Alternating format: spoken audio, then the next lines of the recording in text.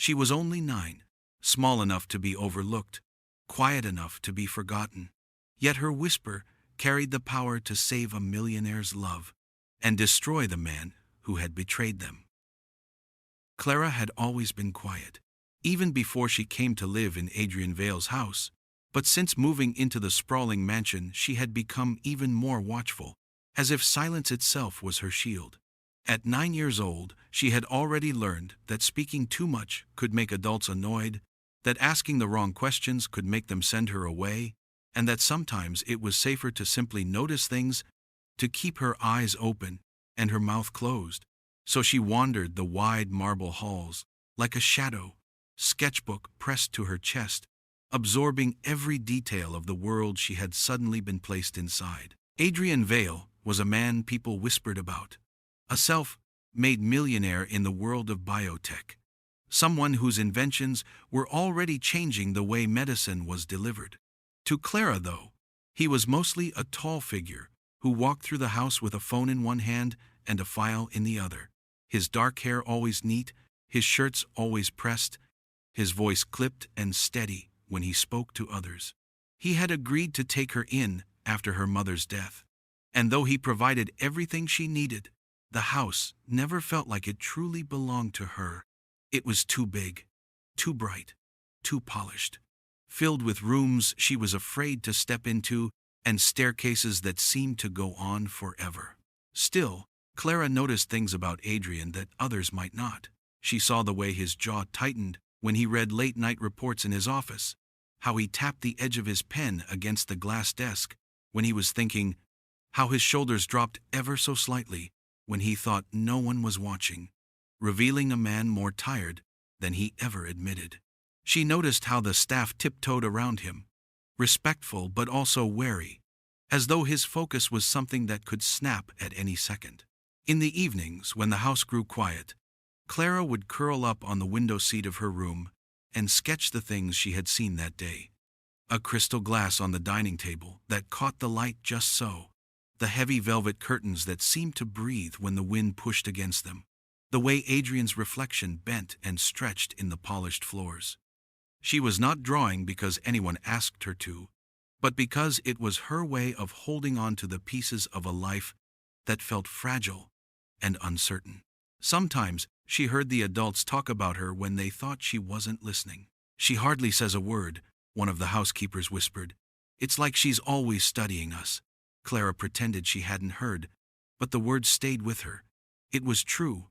She did study them. She studied everyone, from the way the gardener lingered by the fountain after finishing his work, to the way Adrian's fiancée Marissa laughed too loudly at dinner parties, her eyes sliding toward Adrian to make sure he was listening.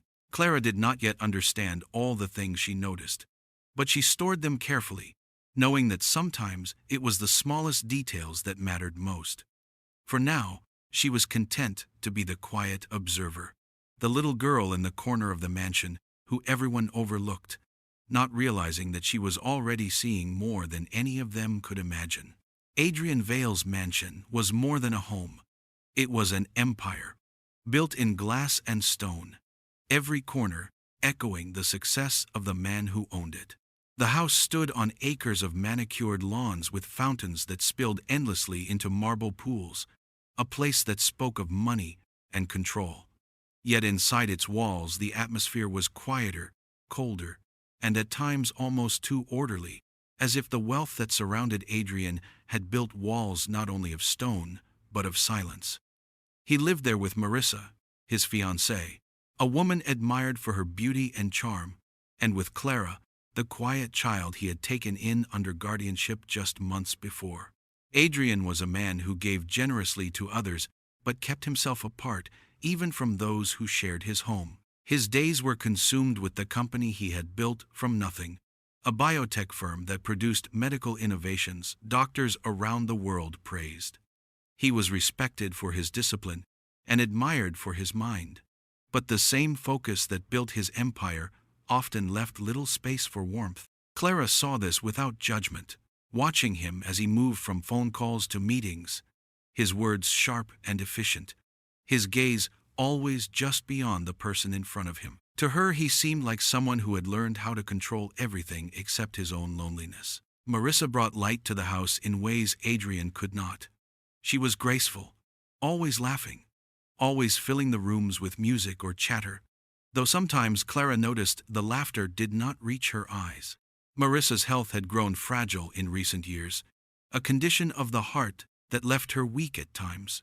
And though she rarely complained, Clara often saw her resting on the chaise near the library window, her hand pressed against her chest as if holding something broken in place. It was for this reason that Adrian had hired a live-in nurse, someone polished and professional, who could oversee Marissa's care with the attention he himself could not always give. Victor Hale arrived with perfect credentials, tall and neatly dressed, his manner calm and confident. He carried himself with the quiet authority of a man who knew how to win trust, his voice steady, his hands precise, and his smile practiced just enough to seem sincere without being warm. To Adrian he seemed like the ideal choice, someone who would manage the delicate responsibility of Marissa's health with dignity and discretion. To Clara, however, he was another adult to study, another presence in the house whose small gestures and hidden glances told a different story than his words. Victor quickly settled into the routines of the household, preparing Marissa's medicines at the same times each day, checking her pulse with careful efficiency, and recording her symptoms in a leather-bound notebook that never left his side. Adrian watched with relief, glad to see his fiancée in good hands, though he did not notice how Clara's eyes followed Victor's movements with the same care he claimed to give Marissa. The house had grown used to routines, but beneath its polished surface, Clara already sensed currents of unease, the kind that only a quiet observer could recognize, waiting for the moment when silence would no longer be enough. The mansion moved on a schedule that rarely shifted, every hour carefully marked, every sound echoing the rhythm of wealth and order. Breakfast was always served at 8 sharp in the glass dining room that overlooked the gardens, lunch at 1 in the sunroom with its polished marble floors, and dinner precisely at 7 under the chandelier that scattered light across silver and crystal. Marissa's days were shaped by more than meals, though. Her fragile health demanded rituals of its own, and these were carried out with precision by Victor Hale, the nurse Adrian had placed in charge of her care. Every morning after breakfast, Victor would appear with his tray, the small bottles of medication arranged like soldiers in a row, each with a white label and careful lettering. He would set a glass of water before Marissa, tilt her chin with practiced gentleness, and count out the pills with steady fingers. 1 white tablet for the heart, 2 blue capsules for circulation, a pale pink pill to steady her rhythm, all placed in her palm before she lifted them to her lips. Marissa smiled at the attention, often joking that Victor fussed more over her than Adrian ever did, though she said it with a playful tone that made Adrian smile rather than frown. Adrian was almost never present for these moments, his phone pressed to his ear, his laptop open to charts and figures that demanded his focus. He worked from the library or the office upstairs, surrounded by calls from investors and partners, too consumed by the empire he had built to notice the details of Marissa's care. He trusted Victor completely, and that trust was what allowed him to keep his attention on the business, rather than the fragile woman who leaned against velvet cushions while swallowing carefully measured doses. Clara, however, noticed everything. She sat quietly at the table with her sketchbook open, her pencil moving in slow lines across the paper while her eyes stayed fixed on the tray. She drew the shapes of the bottles, the curve of the capsules, the way Victor's hand hovered over one container before choosing another. She saw how he tapped the side of the glass before handing it over, how he always looked at Marissa with a smile that seemed to reach his lips but not his eyes. She never said a word, but her small fingers gripped the edge of the sketchbook tightly, as if she were holding on to something important. To anyone else, she was simply a quiet child, doodling while adults spoke around her. But Clara was building a record in pencil and paper, her way of remembering what might later be forgotten.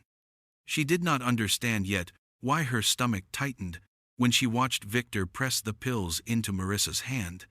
She did not have the words for the unease that curled in her chest, but she trusted the feeling enough to keep watching. The house might have been full of wealth and order, but beneath its routines something did not sit right, and Clara, the quiet observer, was the only one who could feel it. The night was still, the kind of quiet that made the house feel more like a museum than a home. Every hallway, heavy with silence and polished reflections. Clara padded softly through the corridor in her socks, her sketchbook clutched under her arm as always, the pencil tucked behind her ear. She had trouble sleeping on nights like this, when the house seemed too big and her thoughts too loud, so she wandered the edges of rooms where the adults forgot she existed. That was when she saw Victor in the sitting room, moving with deliberate care as he opened the cabinet that held Marissa's medicines. Normally, Victor prepared everything in daylight, when Marissa sat in her chair and Adrian was locked away in his office. But tonight, there was no tray, no soft conversation to fill the silence, only the click of the cabinet door and the faint rattle of pills being shifted. Clara froze by the doorway, her small frame hidden by the shadows, and she watched him closely. His hand did not go to the familiar white, labeled bottle she had seen him use every morning, the one with the heart medication she had sketched so many times. Instead, he reached higher, pulling down a different container, one she had noticed once but never seen opened. The label was darker, the print smaller, the capsules inside a deeper shade than the others. He shook out 2 of them and placed them carefully into a porcelain cup, then poured water over them as if disguising them in the liquid. His movements were precise, too precise, like someone performing a task he had rehearsed. Clara held her breath, her wide eyes fixed on the way his fingers hovered before snapping the lid shut and returning the bottle to its place. When he turned to leave, his face was calm, but she noticed the way his jaw clenched for half a second, a flicker of something that was not care but calculation. When he was gone, she slipped into the room, her heart thumping so loudly she was sure it might give her away. She stared at the cabinet, memorizing the spot where he had placed the darker bottle, the one that looked out of place among the rest. Then she hurried back to her room and flipped open her sketchbook. Her pencil scratched across the page in quick strokes, recreating the shape of the bottle, the slant of the label, the color of the capsules inside. She added the glass he had used, the way the water had turned cloudy around the pills, each detail captured before it could slip from her memory. Clara did not understand what it meant, not yet, but she felt the same tightness in her chest she had felt before, the warning she could not explain. She looked at the finished drawing, her small hand smudged with pencil, and whispered to herself, as if the paper could listen. This was important. This was proof. Someday soon, when someone was ready to hear her, she would have the evidence they needed. For now, she closed the book and held it against her chest, the uneasy eyes of a child carrying truths no one else was willing to see. The hallway outside Adrian's office was dim, the tall lamps casting pools of light that stretched across the polished floor like watchful eyes. Clara stood there with her sketchbook pressed tightly against her chest, her bare toes curling on the carpet as she waited. She had been waiting for what felt like hours, listening to the low rumble of Adrian's voice through the heavy door, words about trials and investors and deadlines that meant nothing to her but always seemed to take up all of his time. She told herself she should go back to her room, that maybe this was something she should keep to herself. But the picture in her sketchbook kept burning in her mind. The bottle Victor had used, the dark label, the way the water had turned cloudy in the cup. She could not sleep with that image in her head. When the door finally opened, Adrian stepped out, with his phone still in one hand. His tie loosened, but his face sharp with focus. He almost didn't notice her, small and still in the shadow by the wall, until she reached out and tugged softly at his sleeve. He glanced down quickly, giving her the distracted smile adults give to children when their minds are elsewhere. "Hey, it's late," he murmured, already looking past her toward the stairs. "Shouldn't you be in bed, Clara?"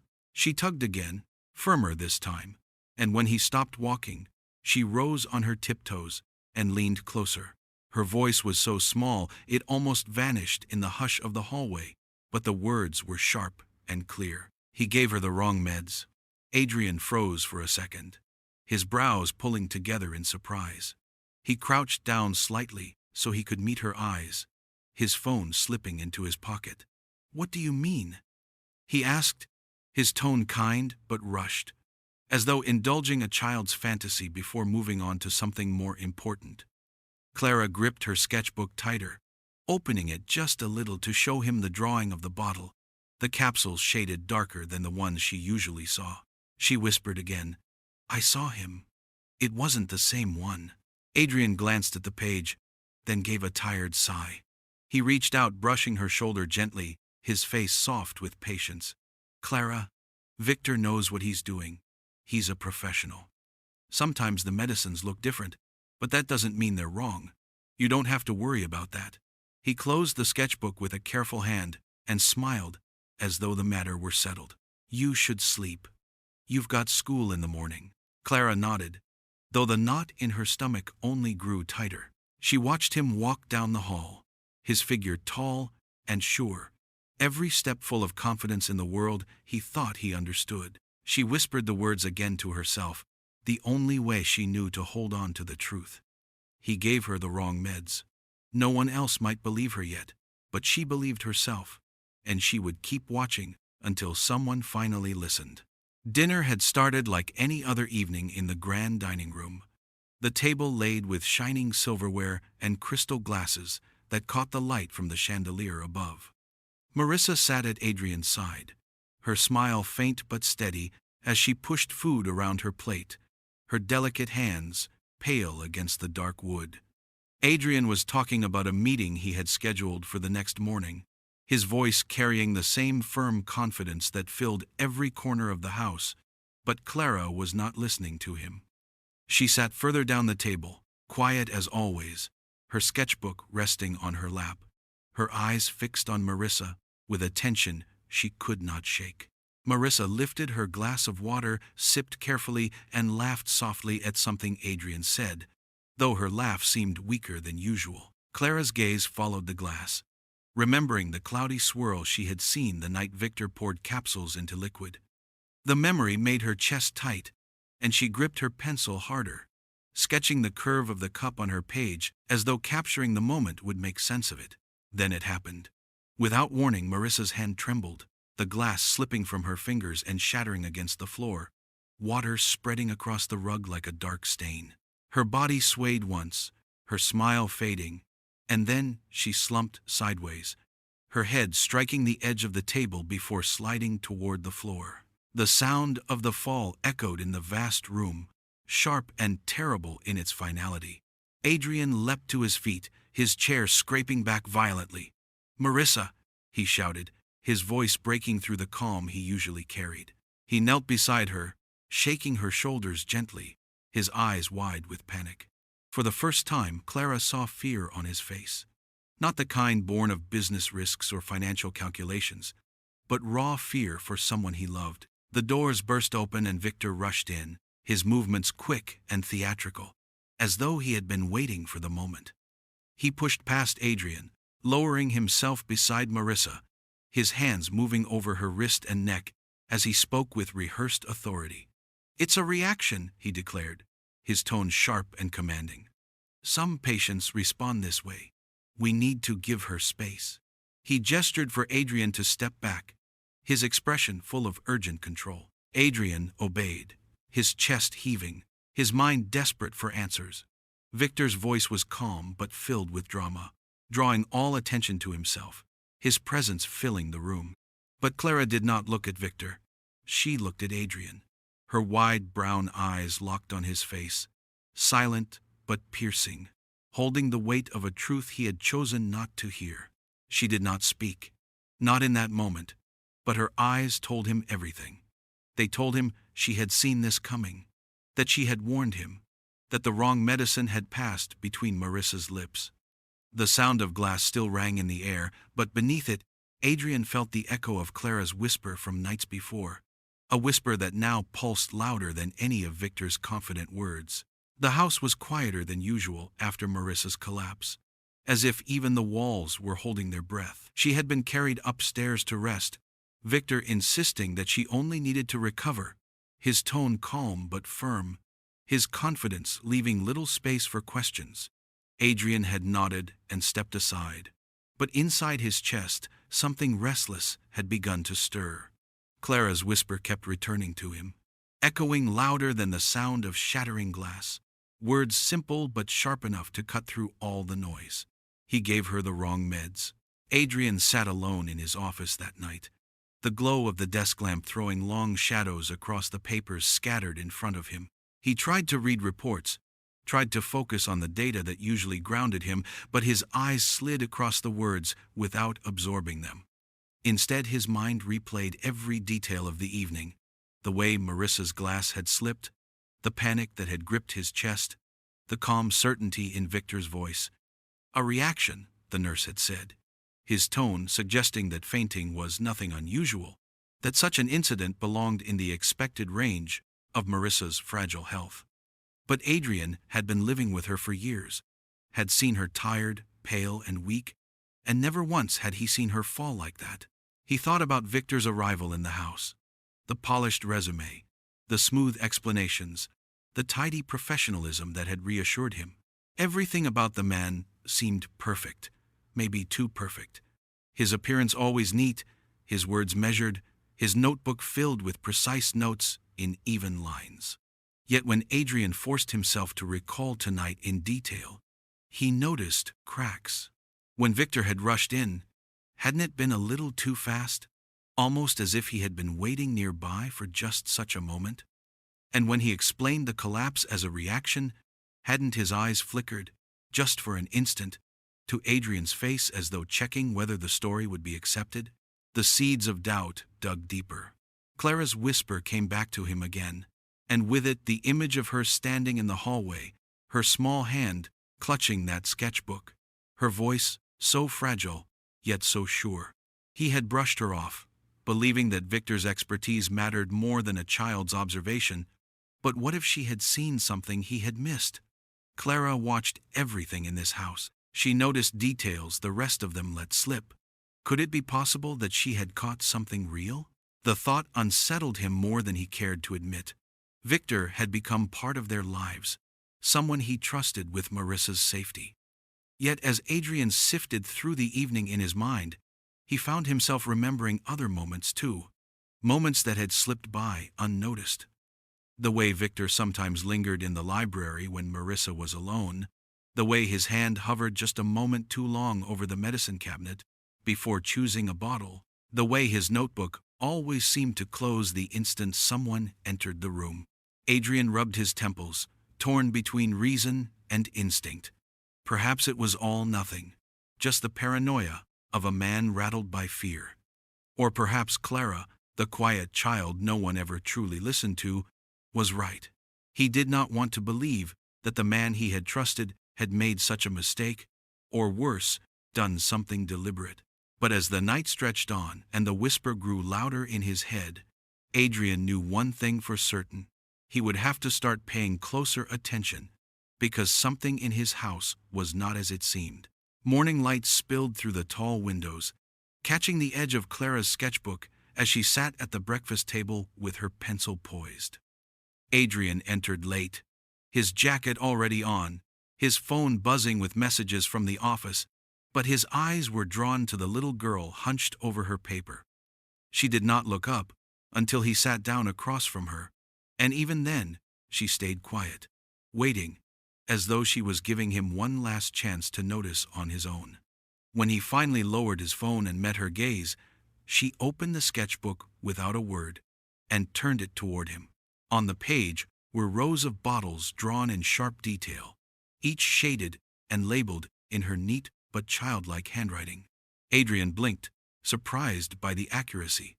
He leaned closer, tracing the pencil outlines with his eyes, and realized he was looking at the cabinet in Marissa's sitting room, recreated in graphite lines and smudges. The bottles were nearly identical to the real ones, But Clara's pencil had captured small differences: the size of the pills, the tilt of the labels, the darker shade of one capsule compared to the rest. Clara tapped the page with her small finger. "This one," she whispered, pointing to the bottle with the dark label. "It's not the same. He used it when he thought no one was watching." Adrian felt something stir in his chest, a cold unease that pushed past his usual calm. He stared at the sketch, then back at her. "You're sure?" he asked, though he could already see the certainty in her eyes. She nodded, her voice soft but steady. "I saw him take it out. I drew it so I wouldn't forget." He picked up the sketchbook, flipping through the pages. There were more drawings, each one precise, almost clinical in their accuracy. One showed the capsules in a glass of water, shaded darker than the others she had drawn before. Another showed the placement of bottles inside the cabinet, arrows pointing to where Victor's hand had reached. She had not missed a single detail. Adrian's mind raced. He knew medicines well enough to recognize differences in pill size and color. Clara's drawings were not wild inventions of a child's imagination. They were careful observations.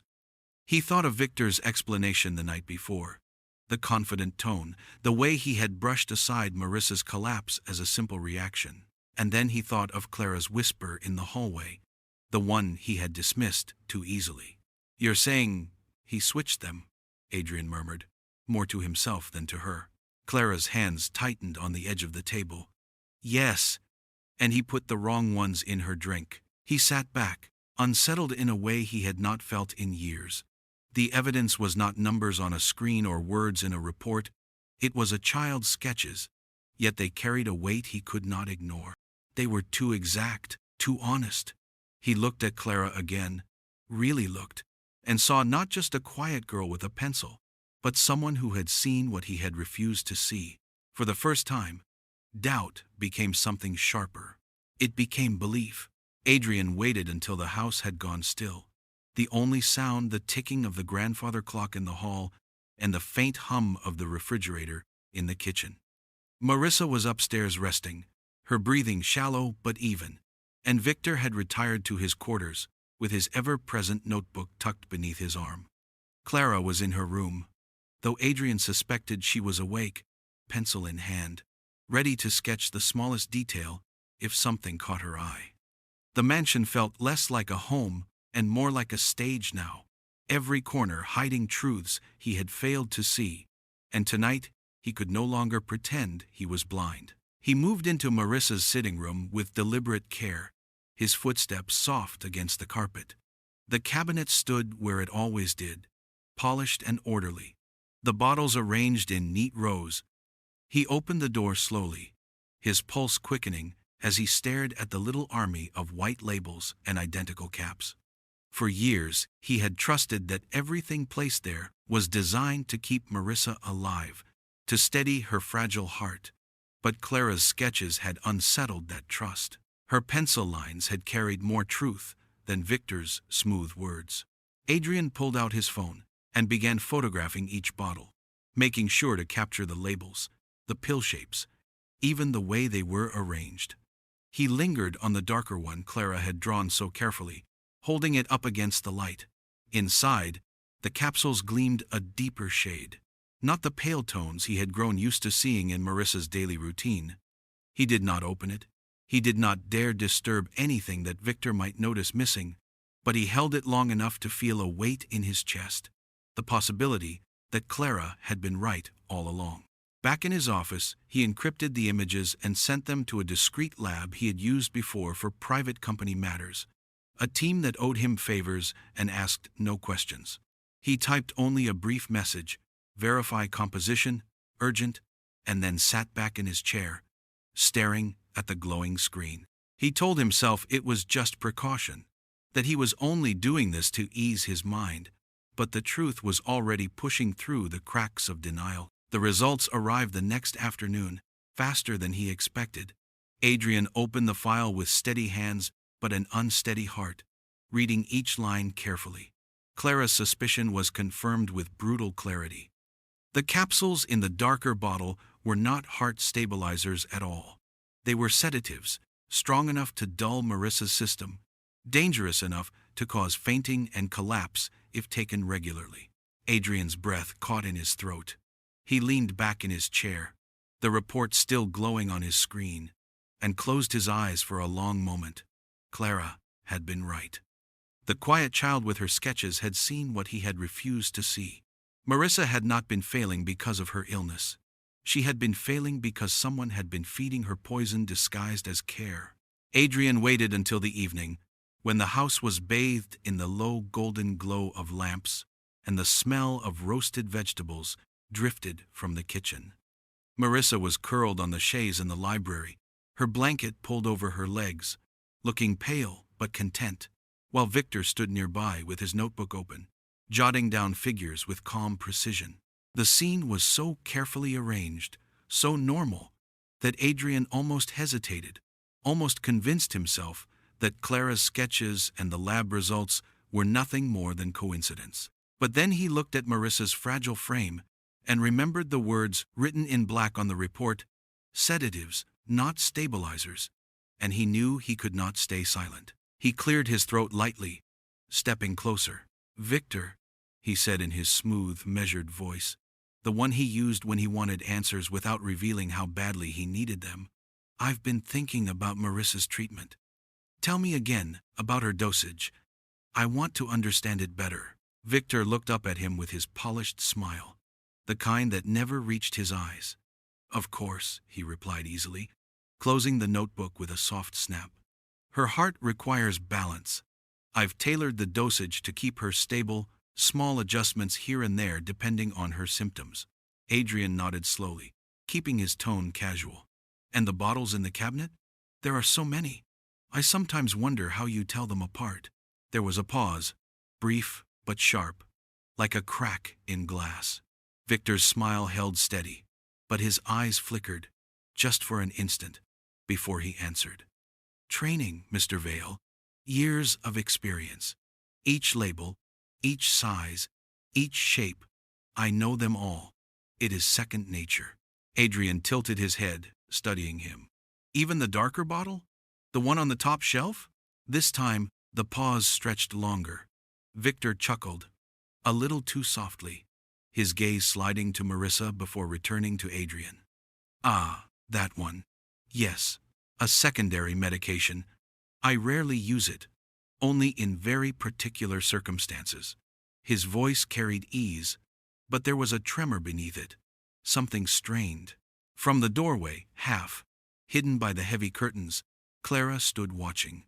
She had crept down with her sketchbook in hand, her bare feet making no sound against the floor. Her wide eyes followed every word, every glance, every hesitation. She pressed her pencil to the page, her small hand moving quickly, and wrote one word in dark, heavy strokes: liar. Adrian felt the flicker himself now, the subtle unraveling behind Victor's calm mask. The man who had always spoken with such certainty suddenly seemed to be choosing his words too carefully, filling silence with explanations that said very little. Adrian asked another question, softer still. "You never make mistakes with these bottles, do you?" Victor's smile tightened. "Never," he said firmly, but his voice lacked the weight it once carried. Adrian held his gaze, saying nothing more. For the first time, the mask slipped, and beneath the polished charm, he saw something else: calculation, fear, and a shadow of guilt. The house had settled into its usual evening hush, the kind of quiet that made every sound feel sharper, every breath heavier. Adrian sat alone in the study, the glow from the desk lamp casting a pale circle across the papers he had spread before him. The numbers and charts were meaningless tonight, his eyes drifting over them without focus. His thoughts kept circling back to Victor's voice, smooth and polished, answering questions with words that seemed precise, but left holes where certainty should have been. Clara's sketches rested in his drawer, hidden away, but their truth pressed on him more firmly than any report he had ever read. He heard the faintest sound in the hallway, so soft he almost dismissed it. But then the door creaked open, and Clara slipped inside. She moved with the hesitant steps of a child who was never sure if she was welcome, her sketchbook clutched tightly against her chest. Adrian set his pen down and leaned back, watching her as she approached. She stopped just short of his desk, her small frame tense, her knuckles white where they pressed into the cover of her book. He tried to give her a smile, gentle enough to draw her out. "Can't sleep?" he asked, his voice quieter than usual. She shook her head, her tangled hair falling across her face. For a moment, she seemed to wrestle with something inside, as though the words she carried were too heavy, too dangerous to let out. Then she took a small step closer, placed the sketchbook on the edge of his desk, and leaned toward him. Her whisper trembled, but the message was clear. He doesn't want her to get better. Adrian felt the words strike him like a physical blow. He sat still, staring at her, the weight of her certainty pressing past every wall he had built in his mind. He opened his mouth to argue, to remind her that Victor was a professional, that Marissa's health had always been fragile, but the words would not come. Clara's eyes held his, wide and unwavering, filled with a clarity he could not ignore. "What do you mean?" he asked finally, though his heart already knew. Clara opened the sketchbook, flipping quickly to the pages where she had drawn the bottles. Her finger traced the darker one, then the glass of water where she had shaded the cloudy swirl. Her voice shook but never broke. "I saw him change it. I saw him use this one. Every time she gets weaker, it's after he gives it to her. He smiles. But it's not real. He doesn't want her to get better." Adrian looked down at the drawings, the pencil strokes heavy and certain, and for the first time he allowed himself to see what he had been denying. Victor's charm, his composure, his careful notes, all of it was a mask. And Clara, the quiet girl he had once dismissed, had peeled it away with nothing but her sharp eyes and her soft voice. His chest tightened, not just with anger but with shame. Shame that it had taken a child to show him the truth he should have seen. Shame that he had ignored her whispers until now. He reached across the desk and covered her small hand with his own. "I believe you," he said, the words steady but raw. Clara's eyes filled with relief, but also with something harder, something that belonged to a child who had been right too many times when adults refused to listen. She nodded once, closing the sketchbook with finality, and in that moment Adrian knew that denial was no longer an option. The truth was here, fragile and dangerous, carried in the trembling whisper of a little girl who had seen everything. Dinner had barely begun when it happened again. The table was set with polished silver and glass, candles flickering against the high windows, the kind of perfect scene that was supposed to reassure them all that life was steady and safe. Marissa lifted her fork, her hand trembling slightly, and gave Adrian a smile that looked thinner than usual. He reached for her hand across the table, about to ask if she was all right, when her smile faltered and her body went rigid. Her fork slipped from her fingers and clattered against the plate, the sound sharp enough to make Clara flinch, where she sat quietly at the end of the table. Adrian was on his feet in an instant, his chair scraping across the floor. "Marissa," he said sharply, his voice cracking as he rounded the table. She gasped once, her eyes wide with panic, and then she collapsed sideways, her body sliding toward the floor. The room seemed to contract around him, the air heavy and sharp as he caught her in his arms. Clara scrambled out of her seat, clutching her sketchbook tight against her chest as if it could shield her. She stood frozen, her brown eyes fixed on Adrian, the same eyes that had whispered warnings he had ignored. Now those warnings were alive before them, undeniable. The doors swung open, and Victor rushed in, his expression carefully arranged into concern, his movements quick and practiced. "It's a reaction," he said again, the same phrase he had used before, his hands already reaching for Marissa. "She just needs to rest." But Adrian no longer moved aside.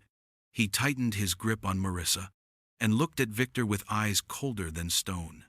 In that moment, every piece of denial he had clung to shattered, and Clara's trembling whisper rang louder than Victor's smooth explanations. "He gave her the wrong meds. He doesn't want her to get better." Adrian shifted Marissa gently into Clara's arms, guiding the girl to support her head. then reached into his pocket for his phone.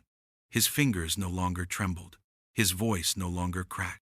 He pressed the numbers with precision, raised the phone to his ear, and spoke when the dispatcher answered.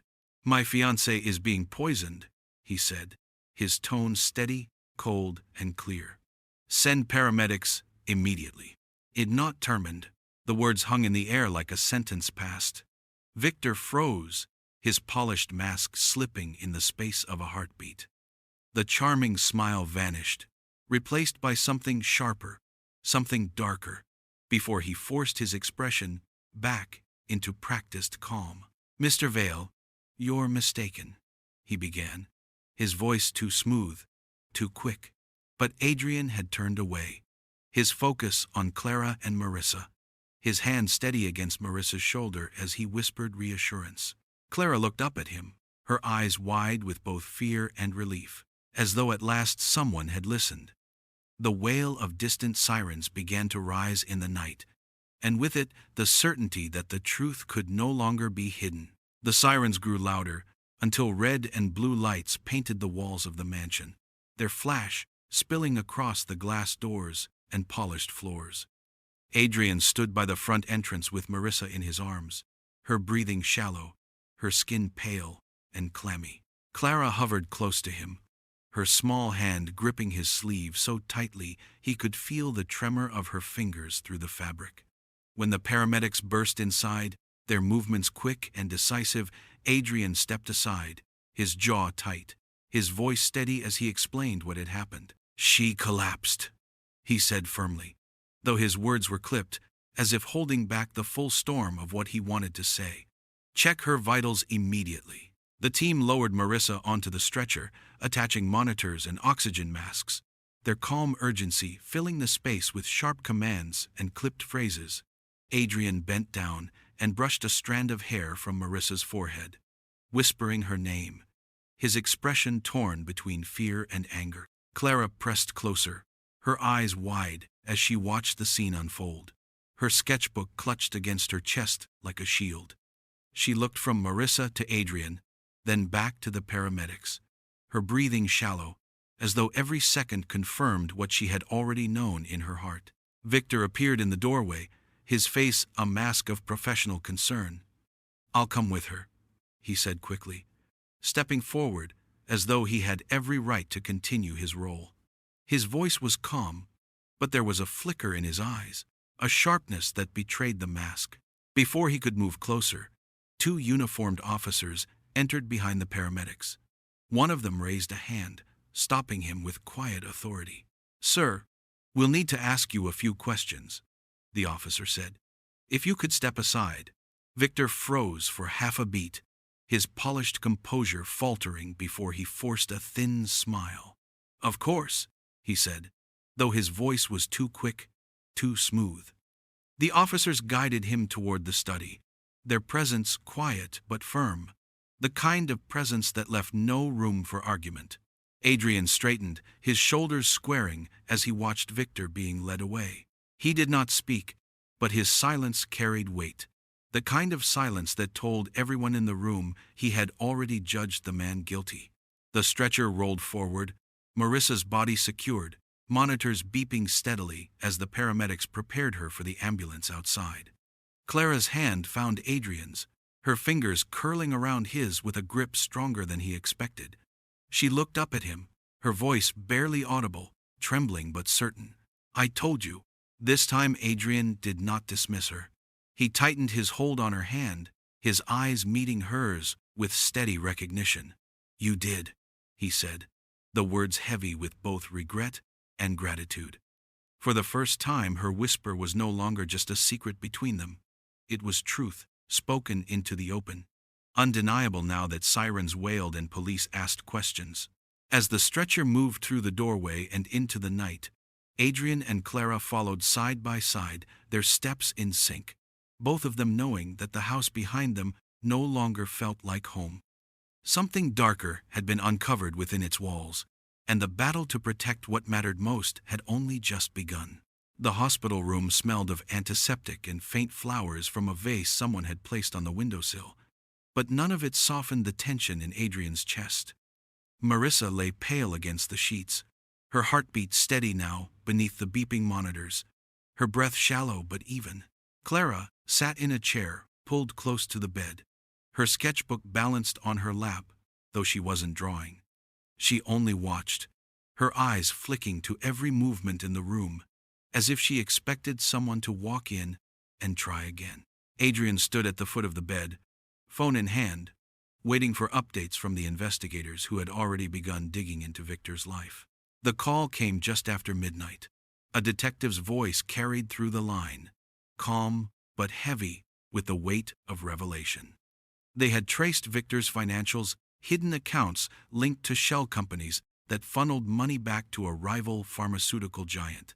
The same company that had been battling Adrian's firm for years, a competitor desperate to undercut his upcoming medical trial. Billions of dollars hung in the balance. The kind of money that tempted even the most trusted professionals to cross lines. Adrian listened without speaking, his jaw tightening with each detail. It was not just about Victor's greed, it was calculated sabotage. Marissa's health had become leverage, her fainting spells and fragile condition used as a weapon to destabilize Adrian's focus. If his fiancée collapsed during key moments, if her health distracted him from the trial, it would slow his progress. If she weakened enough, if scandal touched his personal life, investors might lose faith. And if the wrong medicines entered her system long enough, she could be silenced completely, leaving him broken while his competitors thrived. Adrian ended the call and stood still, the weight of betrayal pressing into him from every side.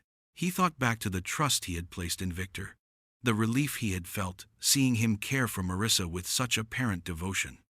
All of it had been a performance, a mask hiding a man who had sold himself to those who stood to profit from Adrian's ruin. Clara looked up at him, sensing the shift in his expression. "It's true, isn't it?" she whispered, her voice soft but certain. "Yes," Adrian said. The word clipped heavy. He was working for them, for the ones who wanted us destroyed. She closed her sketchbook slowly, as if sealing the truth inside its pages. For weeks she had carried what no one else would believe, and now it was out in the open, undeniable. Adrian moved to Marissa's side, resting his hand lightly on hers, the anger in him simmering into resolve. He had fought competitors before, in boardrooms and markets, but never like this. They had reached into his home, into his heart, using the woman he loved as leverage. That crossed a line he could never forgive. The web of betrayal was wide, but now he had seen its threads, and he would follow each one until the people who spun them were caught in their own trap. The interview room was small and bare, the kind of place that seemed designed to strip away comfort. The walls were painted a dull gray, the table a plain slab of wood, the chairs cold metal that scraped against the floor when moved. Adrian sat beside Clara, his broad frame filling the space, but even with him there she looked impossibly small, her feet dangling above the floor, her sketchbook resting on her lap like armor. Across from her sat two investigators, their suits sharp, their notebooks open, pens poised. Their expressions were kind but serious, as if they knew they were asking too much of a child and yet also knew she carried the answers no one else had. Clara's hands trembled slightly as she opened the sketchbook, but her voice was steady when she began to speak. She explained in her quiet way how she had watched Victor take the darker bottle from the cabinet, how she had noticed the difference in the pills, how she had drawn it all so she would not forget. Each time she flipped a page, the pencil drawings stared back at them, simple but exact, every capsule shaded carefully, every label reproduced with a child's precision. The investigators leaned closer, their pens slowing as they studied the pages. One of them asked, "How did you know to draw this?" Clara lifted her eyes to meet his, her gaze steady, despite her nerves. "Because adults forget things," she said softly, "and sometimes they don't believe you unless you can show them. I didn't want anyone to say I made it up." Adrian felt a heaviness in his chest at her words. She was only 9, but she carried herself like someone who had been forced to prove her truth too many times. He reached out under the table and rested his hand lightly over hers, a silent reminder that this time she was not alone. The questions continued. Did she see Victor switch the bottles more than once? Did she notice how Marissa reacted afterward? Clara answered each one with clarity, her small voice filling the sterile room with details that no report could capture. She spoke of the cloudy water, the way Victor's smile never touched his eyes, the way Marissa seemed weaker after each dose.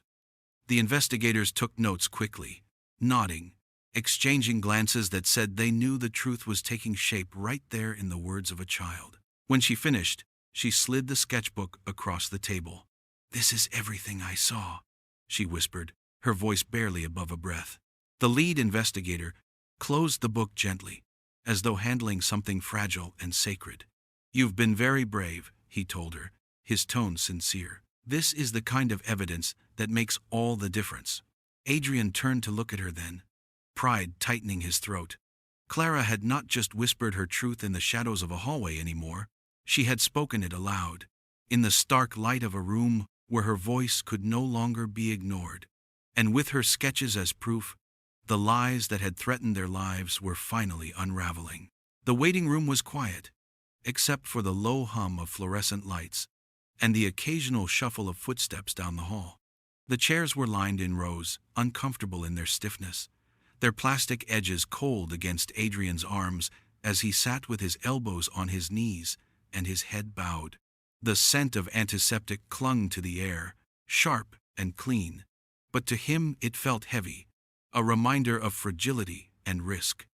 Marissa was somewhere beyond those double doors, the machines and doctors working to undo the damage that had been inflicted on her, and all he could do was wait. Beside him sat Clara, her legs too short to touch the ground, her sketchbook pressed flat against her lap. She was quiet, but it was not the silence of fear. Her stillness carried a kind of strength, the same strength that had carried her through whispers no one wanted to hear, through long nights of doubt and watching. Adrian turned his head slightly, looking at her in the dim hospital light, and something shifted in him. He had taken her into his home out of obligation, a gesture of responsibility dressed as generosity, telling himself he could give her stability when she had none. Yet here she was, not the one saved, but the one who had done the saving. He thought of the moment she had tugged his sleeve in the hallway, whispering words he had dismissed.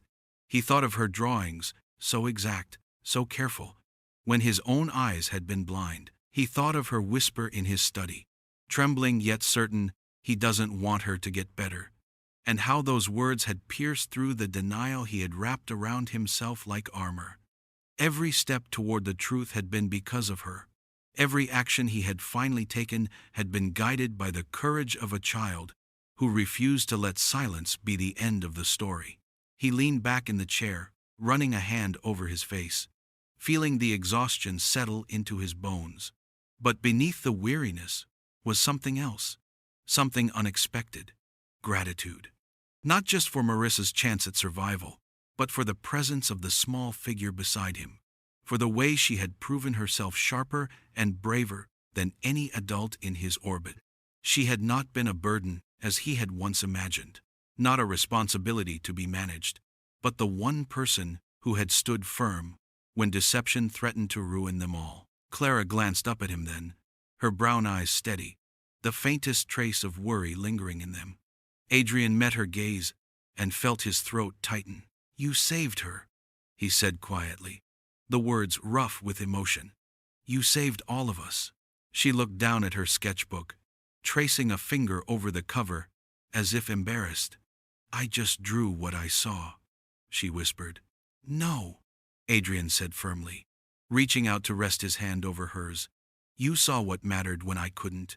You didn't just draw, you protected us." In that moment he no longer saw Clara as the child he had taken in, fragile and uncertain.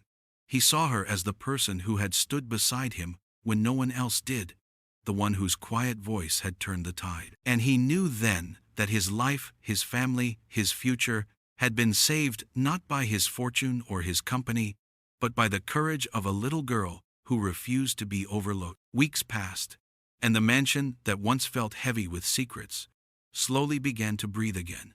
Marissa's strength returned little by little, her steps steadying, her laughter warming the rooms once more.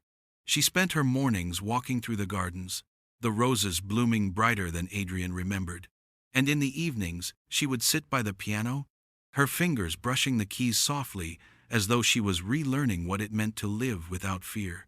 Each day she grew stronger, and each day Adrian felt the weight lift from his chest. Victor Hale, once the polished figure who carried notebooks and polite smiles, was no longer a presence in their world. He now faced charges that left his name darkened in every headline, his mask stripped away by evidence too sharp to deny. Adrian read the reports with a grim sense of closure, not satisfaction, for betrayal did not bring relief, only scars. Yet knowing the truth was enough, knowing that the danger had been real, and that it was now behind them, allowed him to move forward without looking over his shoulder. Through it all, Clara remained constant, her sketchbook always at her side, though lately she drew with a lighter touch, her pages no longer filled with bottles and shadows, but with gardens, birds perched on branches, and the faces of people she now trusted.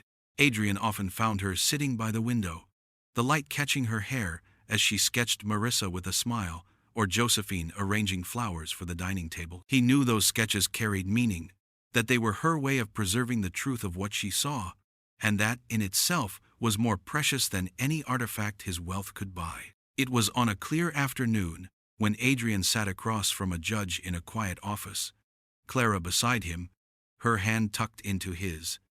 The adoption papers lay before them, crisp and official, the ink waiting for his signature.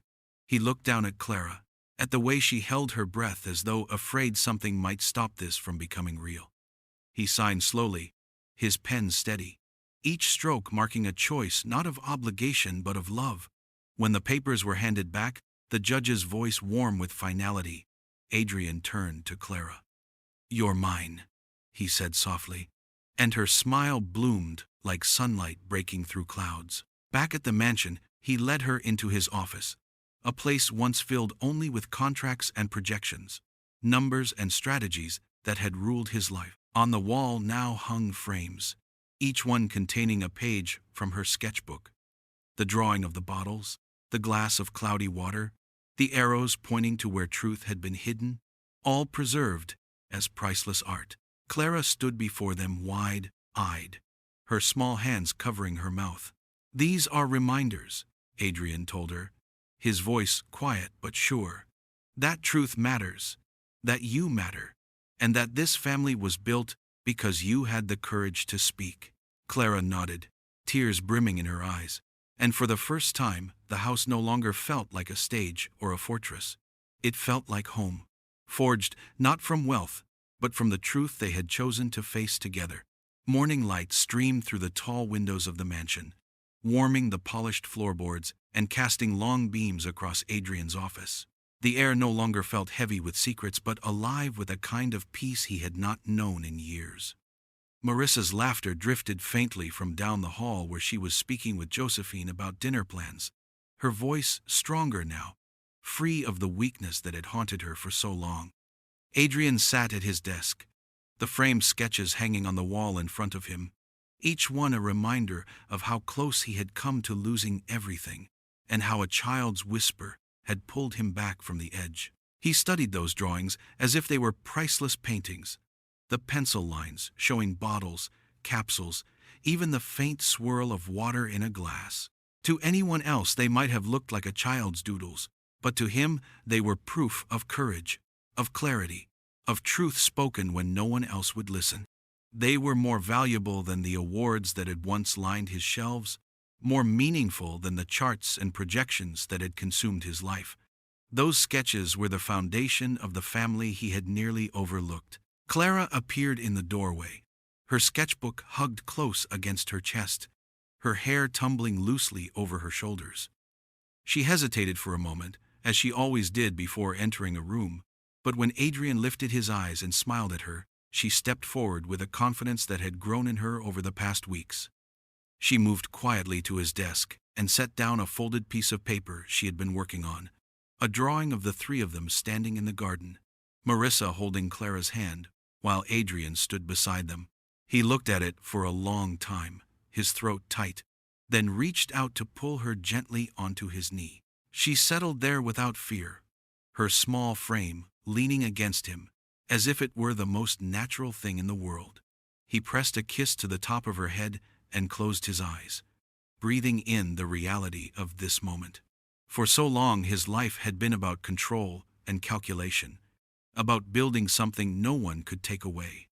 Yet everything he truly valued now had come from what he almost lost and what a little girl had refused to let slip away.